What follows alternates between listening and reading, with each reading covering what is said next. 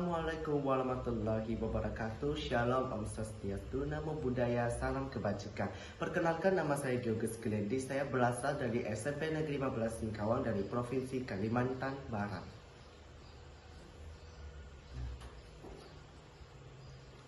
Saya akan menceritakan sebuah buku yang berjudul Pahlawan-Pahlawan Legendaris Indonesia. Penulis, tim penulis, penerbit adalah Jarum Mass Media pada tahun 2011, memiliki ketebalan 304 halaman dengan dimensi 21,5 kali 15 cm. Bangsa yang besar adalah bangsa yang menghormati jasa pahlawannya. Begitulah ungkapan terkenal dari Presiden pertama di Indonesia, yaitu I.L. Soekarno. Untuk menghormati jasa pahlawan bangsa, kita perlu mengenal siapa mereka sebenarnya. Buku yang berjudul Pahlawan-Pahlawan Legendaris Indonesia ini terbitan dari Jarum Mass Media ini hadir untuk mengajak kita berkenalan lebih dekat para tokoh hebat yang telah mengorbankan jasanya demi perjuangan yang kita nikmati saat ini. Buku ini berisi kumpulan biografi singkat para pahlawan nasional dari berbagai daerah di Indonesia. Tidak hanya pahlawan dari zaman kerajaan melawan penjajah, tetapi juga mencakup perlawanan di masa revolusi kemerdekaan. Setiap bab membahas satu tokoh secara spesifik, mulai dari latar belakang keluarganya, alasan mereka berjuang, hingga taktik perlawanan yang mereka gunakan. Selain tokoh populer seperti Jenderal Ahmad Yani, buku ini juga memuat profil pahlawan yang mungkin jarang diulas secara mendalam di buku lainnya.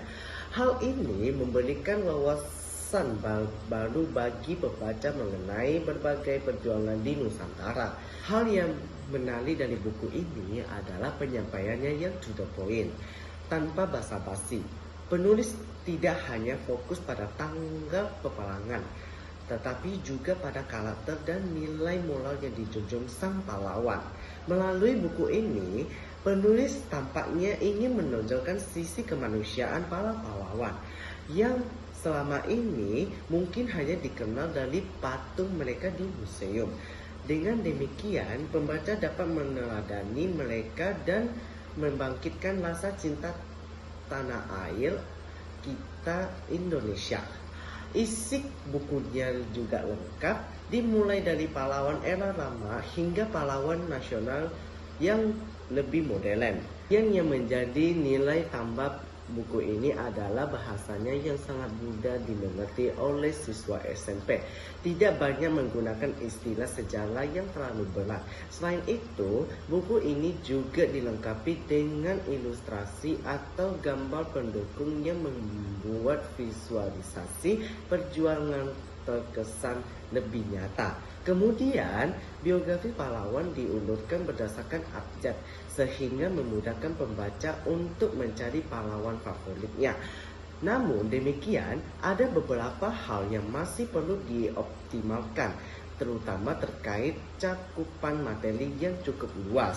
Pembahasan untuk setiap tokoh menjadi kurang mendalam. Membaca buku Pahlawan-Pahlawan Legendaris Indonesia membuat saya berpikir lebih dalam mengenai sejarah Indonesia.